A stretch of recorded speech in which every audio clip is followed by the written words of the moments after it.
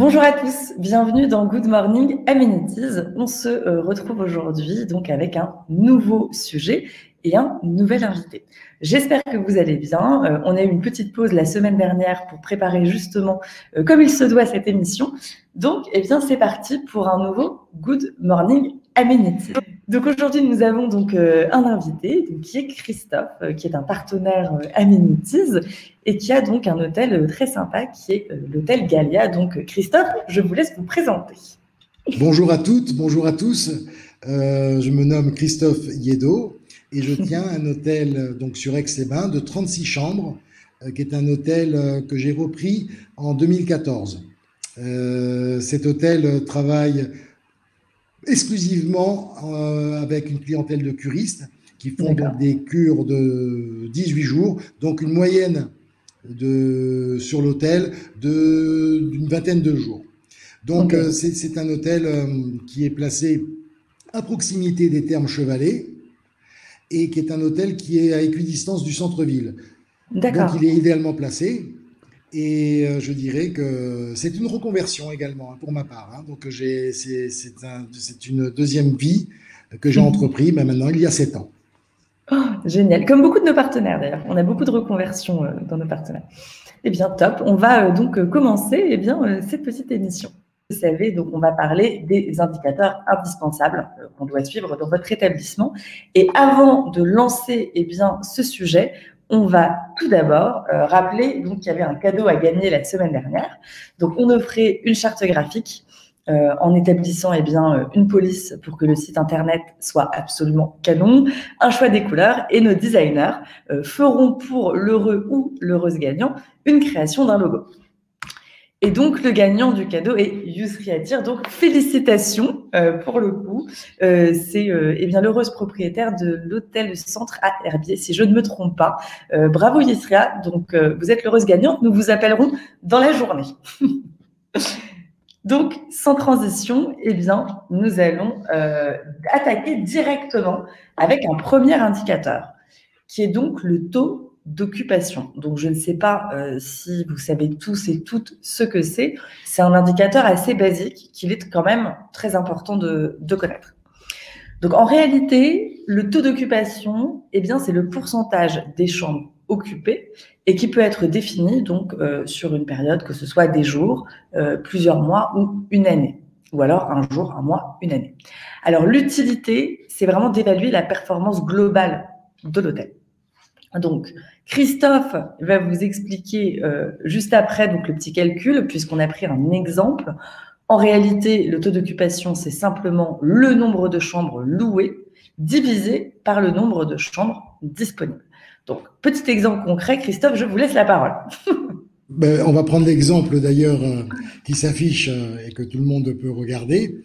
Le domaine de Nira, donc, qui est un hôtel de 17 chambres, il a, on le voit, un taux d'occupation de 79%. Qu'est-ce qu'on a fait? Très simplement, on a pris le nombre de chambres qui ont été vendues et qu'on a divisé par le nombre de chambres totales de l'établissement. Ce qui nous fait d'ailleurs un multiplicateur, si vous le faites, de 0,79, ce qui fait multiplié par 100, 79%. Donc c'est assez facile à calculer. C'est un indicateur en tout état de cause qui est essentiel, très important, parce qu'on va le voir, notamment, il va servir à calculer d'autres indicateurs de performance. Exactement. Et surtout, cet indicateur, s'il est égal à 0, c'est comme les mathématiques, on pourra multiplier un nombre important par 0, ça fera toujours 0.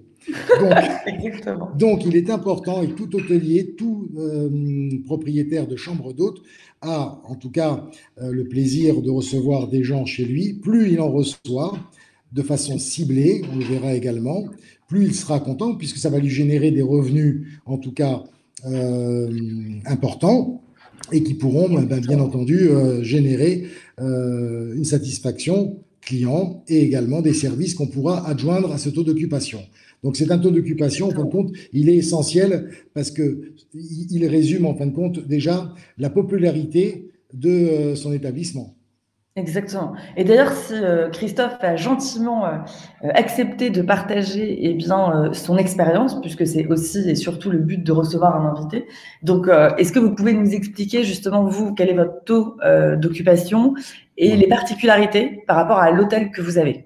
Voilà, tout à fait. C'est très important, Emmanuel, parce que, comme tu le soulignes, il faut d'abord que tout à chacun, donc moi le premier, on puisse cibler notre établissement. Quel est le type de clientèle qui viennent régulièrement au sein de l'établissement? Alors chez moi, comme je l'ai précisé, c'est une clientèle de curistes.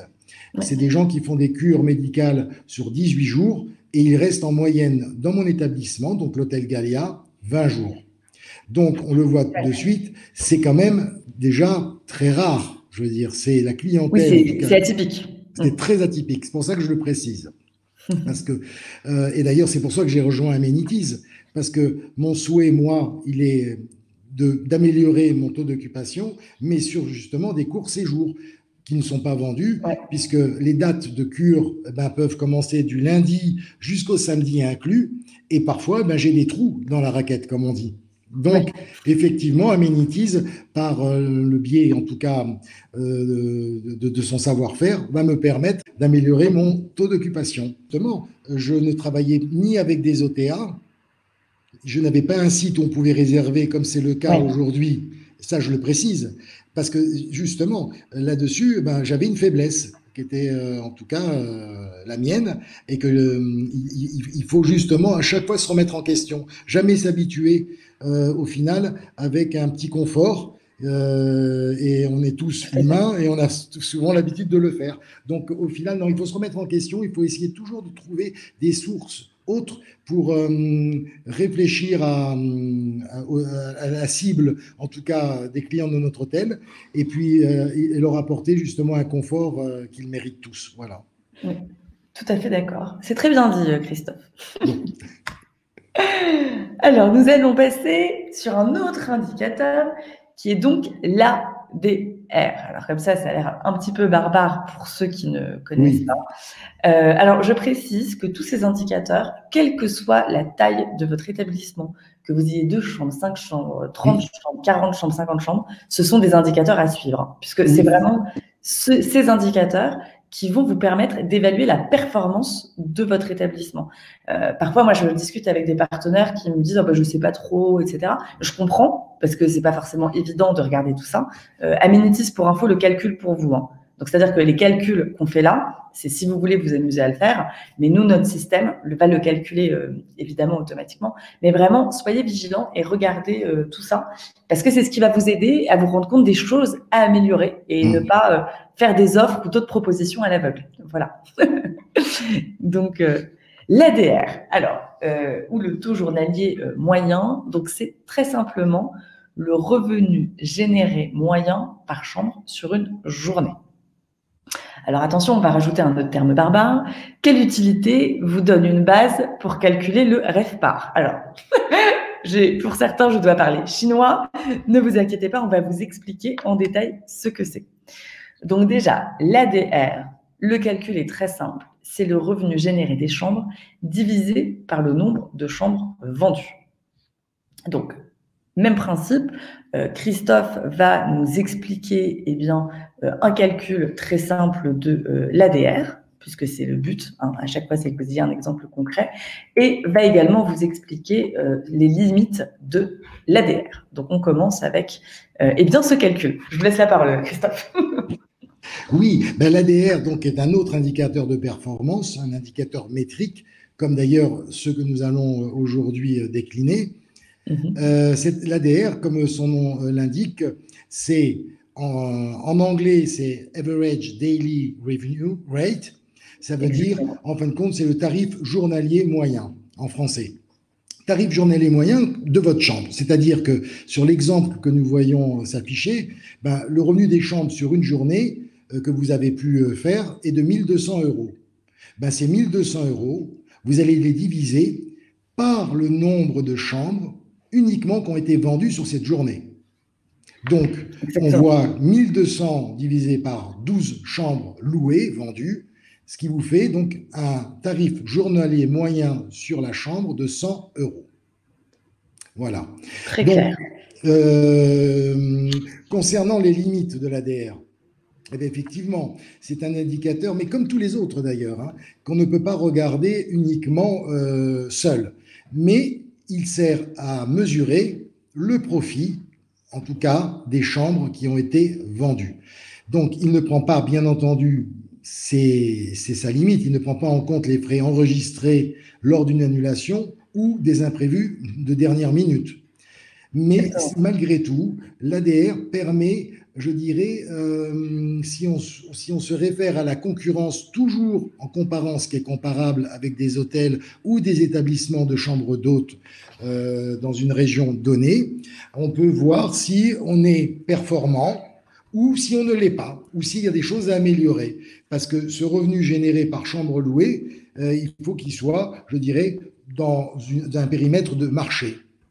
La période n'est pas facile, mais il faut aller au-delà de tout ça. Il faut se projeter et se dire, de toute façon, il y a toujours une fin à quelque chose. Exactement. Déjà. Et je pense que cette période permettra également d'améliorer aussi certaines choses. J'ai un exemple, et je voulais en faire partager d'ailleurs à l'ensemble des auditeurs. Génial. C'est un gars qui tient un hôtel, un petit établissement en province, et bien entendu, son établissement, même s'il est ouvert normalement administrativement, il n'y a personne pour l'instant. Qu'est-ce qu'il a décidé de faire? Il a contacté tous les artistes locaux et il a organisé des expositions au sein même de son hôtel gratuitement, je le précise, ce qui permet justement, encore une fois, de faire travailler les gens qui sont je dirais, en tant qu'artistes dans ce milieu local, et de bouche à oreille, il se fait connaître et il donne une image positive. C'est ça. Et les gens se souviennent de lui. Et les gens se souviennent de lui, et puis, quelque part, il se fait une très, très bonne publicité. Ah c'est une pub d'enfer, puisque ça c'est clair. Eh oui. Il faut être créatif. Hein. Oui, moi j'ai trouvé que l'idée était vraiment géniale. Ouais, moi aussi. J'aurais pas pensé. Moi non plus. Autant j'avais en tête, honnêtement, toutes sortes de partenariats, mais cet aspect contacter des artistes, etc., il faut reconnaître que c'est assez brillant. Mais il fallait y penser. Donc, ça veut dire que cette période-là, également, ça permet à travers des individus qui ont des idées de nous donner aussi des idées, des perspectives. Exactement. Mais c'est vrai que c'est pour ça que c'est bien de partager à chaque fois son expérience, etc. C'est que souvent, moi, je vais regarder par exemple une émission, ça va me faire penser à autre chose. Ah oui, d'accord, mais ça veut dire que chez moi, je peux faire ça. Et c'est ce qu'il faut que vous fassiez à chaque fois, puisque même si c'est pas exactement quelque chose que vous pouvez faire, vous pouvez le transposer à votre établissement, la taille de votre établissement, ce que vous avez aux alentours. Donc voilà, c'est plein de petites idées qui vont aller dans votre esprit. Bien sûr. Voilà. Donc, génial. Eh bien, nous allons maintenant faire un zoom sur le RevPAR. Donc, le RevPAR qui est quand même l'indicateur le plus important. Oui. Ça, c'est le plus important et qui est le plus précis par rapport à tout ce qu'on peut imaginer, tout ce qu'on peut avoir dans les indicateurs. Donc, le RevPAR, qu'est-ce que c'est? Très simple, c'est le revenu par chambre disponible. Donc, l'utilité, ça permet d'établir une tarification juste, de se comparer également par rapport aux concurrents et de connaître quelle est votre place sur le marché. Donc, le petit calcul est simple. Je vous laisse, Christophe, Oui. Au bout de 20 minutes, ça y est, ça mais c'est bien. Alors, tutoyons-nous, ça y est. Voilà, donc Christophe, je te laisse. Donc, voilà, le RevPAR, il a besoin de deux autres indicateurs qu'on a vus, le taux d'occupation et l'ADR.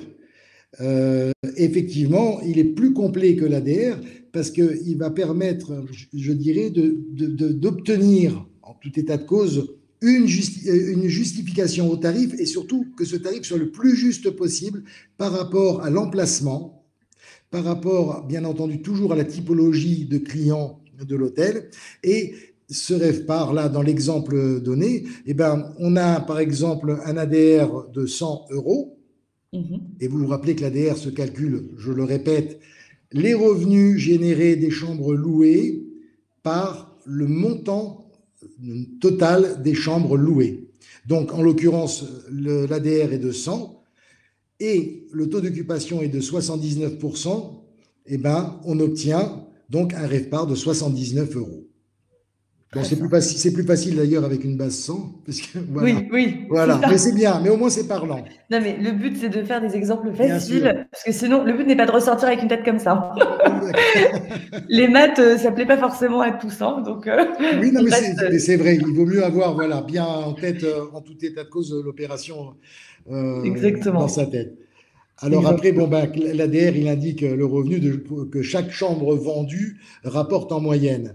Et le deuxième point, le REVPAR révèle les revenus qu'on réalise sur l'ensemble de ces chambres. Donc, c'est effectivement très important parce qu'il permet, comme je l'ai dit, donc, de viser une tarification juste. Il permet également, ça c'est très important également, de se positionner par rapport au segment concurrentiel sur le même type de typologie d'hôtel. Et, Exactement. et d'ailleurs, on a un indice qu'on appelle l'indice RevPAR, qu'il ne faut pas confondre avec le RevPAR, mais qui permet justement de savoir si on est positionné bien sur son marché, si on est mieux positionné. On va le voir, oui, c'est vrai que j'étais un peu trop vite, tu as Ah non, raison. mais c'est très bien. De toute façon, c'est une discussion, hein. Moi, après, je mets les slides au moment où il faut. Voilà. Et cet indice RevPAR, il est assez facile hein, en calcul. Il faut diviser le RevPAR qu'on a obtenu par l'opération qu'on a donnée tout à l'heure. Donc, en l'occurrence, c'était un exemple de 79 euros.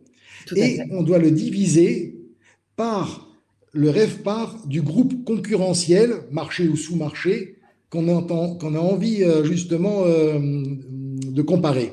Et là, si le RevPAR est égal à 100, eh ben, on est dans sa part de marché.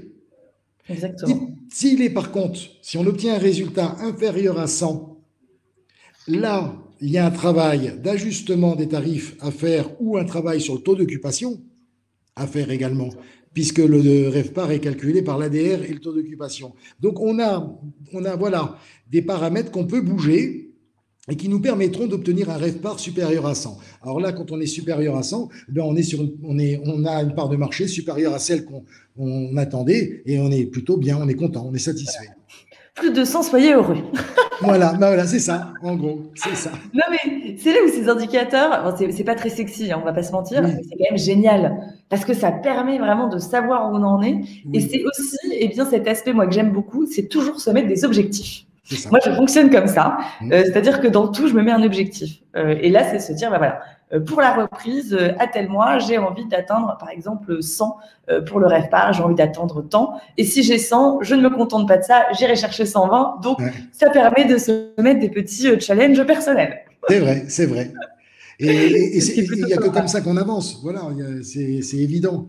Et d'ailleurs, c'est intéressant de comparer, même au sein même de l'établissement, on peut comparer sur l'année N-1, Tout N-2, à fait. et ça, voilà, c'est bon, On peut comparer exactement des périodes. exactement. Et ça, c'est important parce que ça vous permet aussi eh bien, de voir finalement l'évolution de l'établissement. Et c'est important. Parce que Mais bien parfois, il y a sûr, des petites choses, on va se dire, alors, dans un sens ou dans l'autre, on peut avoir une baisse sans vraiment s'en rendre compte. Sauf que quand il y a une baisse, il faut tout de suite redresser oui. pour le coup la barre, parce que ça peut finir mal si on laisse aller tout ça. Et à Mhm. l'inverse, parfois, on a un indicateur très positif et on ne sait pas pourquoi. Et ça permet de se dire, pourquoi à ce moment-là, j'ai cartonné.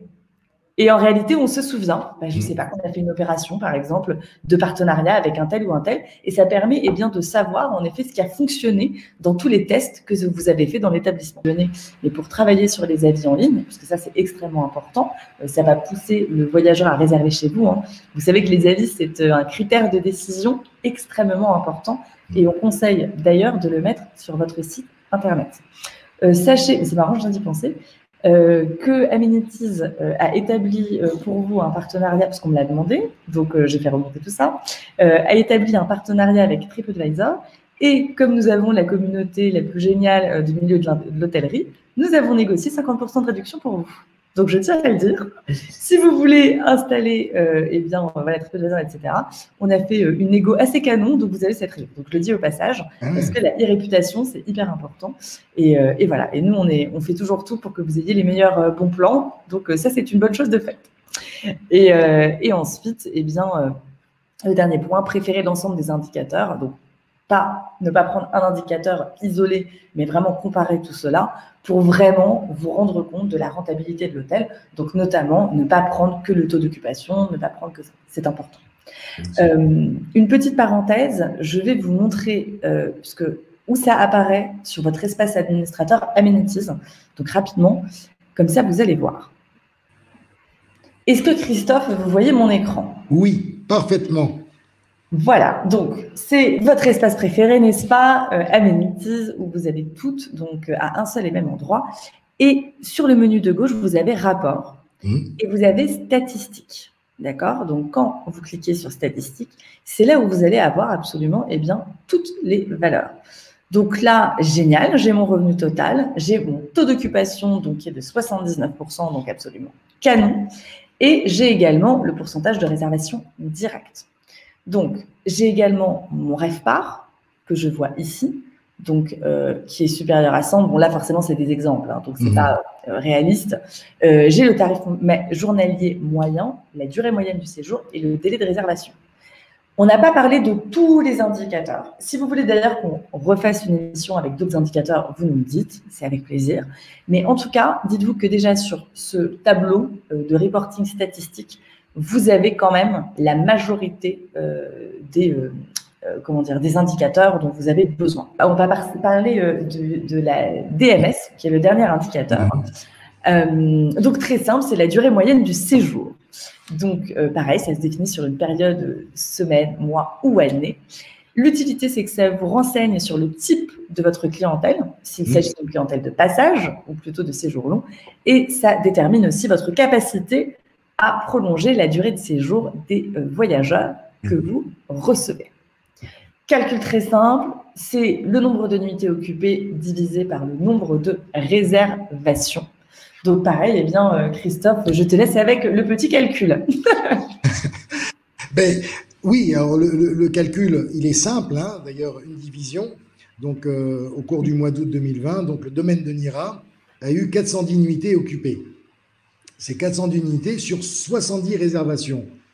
Donc, on a divisé 410 par 70 et on tombe sur un DMS, donc une durée moyenne de séjour, l'acronyme un DMS, de 6 jours. Donc, là, on voit, en tout cas de façon très claire, qu'en moyenne, les clients du domaine de Nira restent 6 jours. Ce qui est bien, hein, d'ailleurs. Hein.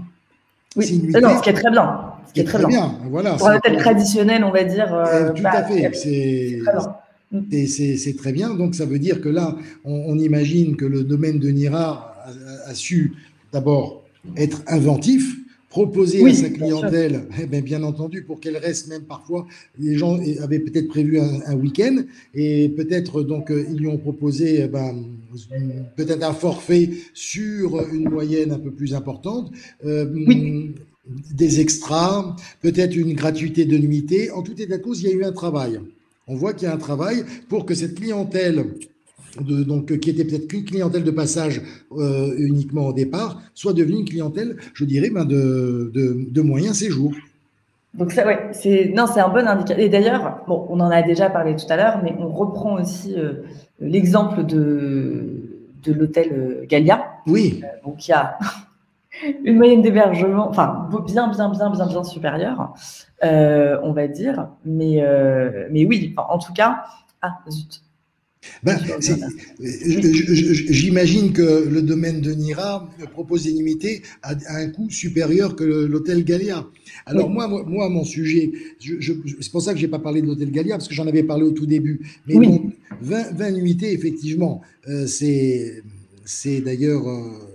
ce sont des hôtels de curistes, voilà, précisément. Oui, bien sûr, c'est très particulier. Voilà, c'est très particulier. Et d'ailleurs, moi, je dois travailler surtout sur l'indicateur de performance qui est le taux d'occupation, tout en essayant de minimiser mes coûts et en maximisant mes revenus. C'est là où moi, je dois travailler pour pas faire des nuitées, en tout cas trop basses, et qui fassent que j'ai un taux d'occupation important, mais avec des revenus qui soient faibles. Exactement, ouais. Et oui, voilà. Donc après, je dirais que là, le travail pour notamment que je dois entreprendre, c'est sur justement un autre type de clientèle, faire en sorte qu'ils viennent dans mon hôtel et qu'ils puissent bénéficier, bien entendu, de promotions, Exactement. d'extras et de choses qui font que, tiens, ils resteront quelques nuitées de plus. Exactement. De toute façon, après, vous allez voir, hein, si vous avez que ça dépend de votre emplacement, de la typologie de client, ça dépend de plein de Voilà, choses. Après, il faut chercher à avoir un taux d'occupation raisonnable. oui. C'est-à-dire que renseignez-vous par rapport à l'activité que vous avez. Comme on disait, par exemple, domaine de Mira, 6 unités, c'est vachement bien. Et bien sûr. Surtout en ce moment, c'est très, très, très bien. La problématique, c'est quand vous avez vraiment à chaque fois des personnes, problématique, oui, non. Un hôtel, par exemple, centre-ville avec des gens vraiment de passage, bon, une nuit, ça va être classique. Après, Oui. charge à vous peut-être de proposer d'autres choses pour Hmm. inciter ce voyageur à ne pas rester qu'une nuit, mais Ben, peut-être deux, peut-être trois. Ça, moi, c'est je, tout l'intérêt. moi, je vous donne un exemple, en tout cas vécu l'année dernière. Ouais. Un couple, pour une nuitée, m'avait dit d'ailleurs peut-être deux. Mhm. Je leur propose de dîner à l'extérieur et donc ils sont revenus, ils étaient enchantés donc de l'adresse. On discute ensemble. J'apprends qu'ils sont à la recherche d'un bien immobilier et d'ailleurs qu'ils ont trouvé. Et à chaque fois, le laps de temps nécessaire pour rester, visiter des biens et tout ça, ils sont revenus dans mon hôtel à chaque fois. Mais non, Alors donc, ce qui c'est veut vachement dire, bien. par rapport à cet indicateur de performance, la durée moyenne de séjour, ne pas hésiter également à prendre contact avec toujours les commerçants, je pense aux agents immobiliers, même des promoteurs, même des entreprises. Je pense des entreprises qui organisent parfois des séminaires. Il ne faut pas hésiter à prendre contact Oui. parce que ça permet d'augmenter parfois justement la durée moyenne du séjour. Au départ, ils voulaient rester une nuitée, voire deux. Ils sont restés 4-5 jours la première fois. Ils sont repartis, ils sont C'est vachement revenus. bien. Et ça, c'est important. Il faut communiquer aussi. Je le Oui, dis régulièrement, mais c'est oui, important. Vous avez la chance d'avoir les personnes qui viennent chez vous. oui, Normalement, quand on vend autre chose, un produit ou autre, bon, c'est compliqué de oui. avoir cette client. Vous l'avez en face de vous, vous les avez en face de vous, ces Mm. voyageurs. Il faut apprendre à les connaître parce qu'au cours d'une discussion, vous allez pouvoir leur proposer des choses, mieux savoir quels sont leurs besoins, Mm. adapter votre établissement, les écouter, les entendre. Et là, c'est l'exemple concret, parce que j'imagine que vous avez dû parler, discuter avec eux, Bien sûr, apprendre à les connaître pour savoir tout ça. Donc, bien sûr. et c'est d'avoir des échanges sympathiques quand on va dans un hôtel, c'est toujours apprécié. Mais bien entendu. Et puis, les gens se sont sentis bien accueillis, donc ils ont eu à cœur de reconduire l'expérience. Et bien, je vois un très bon exemple. Très, très bon exemple. Et donc, eh bien, pour terminer, la secret sauce pour améliorer donc, DNS. Donc, alors, on va mettre une petite nuance, mais normalement, plus il est élevé, mieux c'est. Je sais que Christophe, tu avais une petite précision là-dessus, puisque parmi tes nombreuses lectures, tu avais vu que parfois, Oui. ce n'était pas forcément le cas. Donc, je te laisse partager ça. Oui, c'est que j'ai été très étonné, d'ailleurs, parce que je pensais que c'était pas possible. Il incite en tout état de cause sur les indicateurs de performance et sur comment un petit peu piloter les séjours des clients qui viennent dans notre hôtel. Certains hôtels limitent la durée du séjour. C'est rare, mais Oui, moi, je n'ai jamais entendu parler de ça. Ils la limitent pour une raison simple, c'est qu'ils ont fait un travail en amont, à mon avis, plus poussé que ce que nous faisons, nous, habituellement. Donc, et ils savent pertinemment qu'au-delà d'une certaine durée, c'est plus rentable pour eux. ouais. Donc, ils ont travaillé, je dirais, sur le ciblage de leurs clients et ils ont élagué, j'aime pas tellement ce mot, mais Oui, mais élagué je vois. tout ce qui était en fin de compte non profitable pour eux. Alors ils gardent bien C'est bien de ça. entendu, c'est toujours pareil, hein, il y a sûrement un accueil performant, j'imagine que les services proposés le sont, j'imagine que voilà, mais ils travaillent sur un cœur de métier C'est bien de ça. et ce cœur de métier en fin de compte leur permet de dire, voilà, très clairement, nous, on accepte des séjours, on fait des séjours de 2 à 6 jours. Je dis un exemple comme ça, mais on ne fera pas des séjours comme, par exemple, Christophe Yeddo le fait à l'Hôtel Gallia. Oui, C'est-à-dire voilà, exactement. parce que pour eux, C'est une c'est pas rentable. spécialisation, hein. Et d'ailleurs, pour dire les choses très clairement, l'Hôtel Gallia, sur l'aspect restauration, perd de l'argent. Ouais, ça m'étonne pas. Et voilà. Donc, c'est pour ça qu'à un moment donné, bon, après, Je pense que lorsqu'on est à même de commencer à bien cibler et essayer de se dire qu'un taux d'occupation qui avoisine 100% ne veut rien dire en soi, parce que si les coûts des gens qu'on emploie pour que l'accueil se fasse, pour que le nettoyage, la propreté des chambres soit irréprochable, ben, ça a un coût. Et si les revenus générés sur une durée qui va quelque part prendre beaucoup sur le planning n'est pas là, ça veut dire qu'on ne rend pas, je dirais, l'hôtel optimisé au niveau du profit.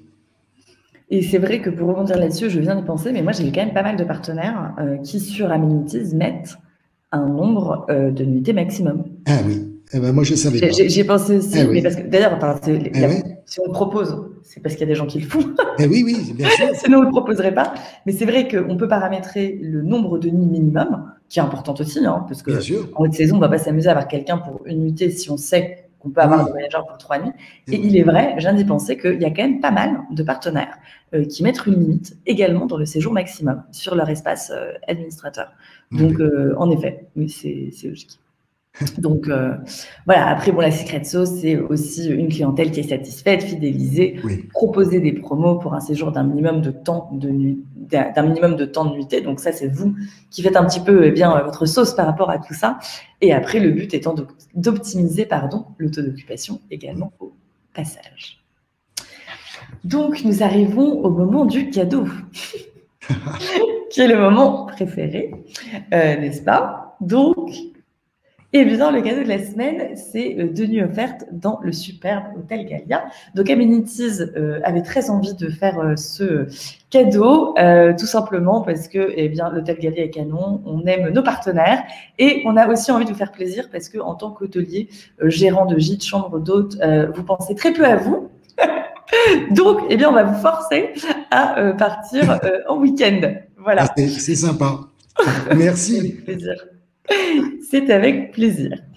Donc, pour participer, c'est hyper simple. C'est comme d'habitude, vous avez la petite vidéo. Il suffit de liker la vidéo. Vous mettez un commentaire pour nous dire comment ça va. Dès que vous mettez un commentaire sous la vidéo, automatiquement, votre participation au jeu concours est prise en compte. Et il faut également s'abonner à notre chaîne YouTube. Le tirage au sort, on le fait toujours donc la semaine suivante. Et comme on l'a fait pour l'Ursria, vous aurez le nom du gagnant pour la prochaine émission. Est-ce que Christophe, peut-être tu avais des choses à rajouter? Dis-moi tout, ou tout était clair. Je pensais à une chose qui peut aussi être importante. On refait souvent dans les gîtes ou dans les hôtels des travaux de rénovation, des travaux justement de décoration. Et je pense à ça également, ne pas hésiter. Évidemment, on a des personnes avec qui on a travaillé depuis de longues dates et on est satisfait, donc on les reconduit. Mais là aussi, ça peut être des vecteurs d'apporteurs d'affaires. Aussi bien nous pour eux que eux pour nous. Parce que comme ils interviennent souvent d'ailleurs chez des clients qui sont les leurs, mais qui peuvent prendre justement à un moment donné une décision pour aller dans un gîte et autres, je l'ai remarqué, ça fonctionne également. Alors je me dis que voilà, c'est très bon conseil. Oui, parce que on pense qu'un artisan, il est là, et il fait ses travaux. Non, il a un rôle aussi de communicant. Et si on lui apporte également des clients de nous-mêmes, lui, il aura à cœur de le faire également. Mais c'est tout bête à dire, mais le bouche à oreille reste quand même extrêmement important. La digitalisation, oui, c'est indispensable, mais il n'y a pas que ça. C'est-à-dire que c'est pas parce qu'on se digitalise qu'il faut aussi arrêter de communiquer de manière naturelle, discuter avec les gens, penser au bouche à oreille. Ça a toujours fonctionné, ça fonctionnera toujours. Moi, à chaque fois que je suis... et moi, c'est assez marrant, parce que dès que je vais quelque part, la personne juste après, elle est client. Parce que quand j'aime un endroit, mais c'est vrai, que ce soit, je vais chez mon chiropracteur, j'en parle avec 15 personnes, la semaine prochaine, la semaine d'après, il a mes 15 amis qui vont chez lui. Je vais dans un hôtel que je trouve canon, les gens sont sympas. Je dis, j'ai passé un super moment, etc. Et dites-vous qu'il y a quand même des gens, moi je sais que j'ai ce profil par exemple de promoteur. Naturellement, et quand je suis contente, je vais en parler avec tout le monde. Et donc voilà, il faut discuter avec les gens et toujours apprécier. Je pense que l'humain, voilà, remettre de l'humain dans tout ça, le digital est un plus, indéniablement. Et d'ailleurs, il ne s'agit pas de dire, tiens, on choisit l'un et pas l'autre. Non. Ah bah non, c'est complémentaire. Voilà, c'est complètement complémentaire. Et puis de toute façon, le digital, il est là et c'est une révolution, je dirais, qui est en cours et qui n'a pas fini encore, je pense. Ah bah non, c'est le début. Voilà. Aujourd'hui, c'est vrai qu'on est tous greffés sur un téléphone. Enfin, il y a quand même 80% des réservations qui se font en ligne. Oui. Aujourd'hui, il n'y a que 20% des gens qui appellent, donc c'est pas énorme. Par contre, gardez ce côté humain. Quand vous avez une réservation en ligne, ça vous empêche pas de rappeler derrière, ce genre de choses. Donc c'est le but, c'est complémentaire. Ouais. Ou par exemple, vous voyez, le commerçant, on en parlait dans l'émission. Moi, j'ai pas passé un partenariat parce qu'il n'y a pas de contrat, mais je fais travailler régulièrement le libraire, donc un que j'aime bien sur Aix-les-Bains. Je lui achète des livres chaque saison que je mets dans la bibliothèque pour mes clients. Et par exemple, pour ceux qui aiment lire, hein, je dis bien, je n'impose pas la lecture à tous mes clients, mais ça fait partie de la cure. Voilà, mais au-delà de ça, ils ont la chance parfois de trouver dans leur chambre un papier cadeau avec un livre. Ah, c'est vachement bien ça. Voilà, donc évidemment, ça demande de bien connaître son client. Son client. Mais c'est le principe de l'hôtellerie tout de même, de connaître sa clientèle. Mais bien sûr. Et puis, le plaisir d'offrir et la surprise.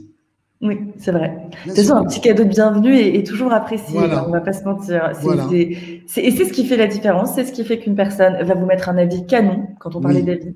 C'est ce qui est une personne qui va devenir un promoteur, donc ça vaut le coup de faire ce genre de geste, et c'est aussi comme ça que vous allez fidéliser. Donc, à faire plaisir aux gens, on a tout à gagner. Voilà. Eh bien, c'est une bonne conclusion d'émission. En tout cas, merci beaucoup. Merci. Merci Emmanuel. C'est top, oui. Bon week-end Pascal.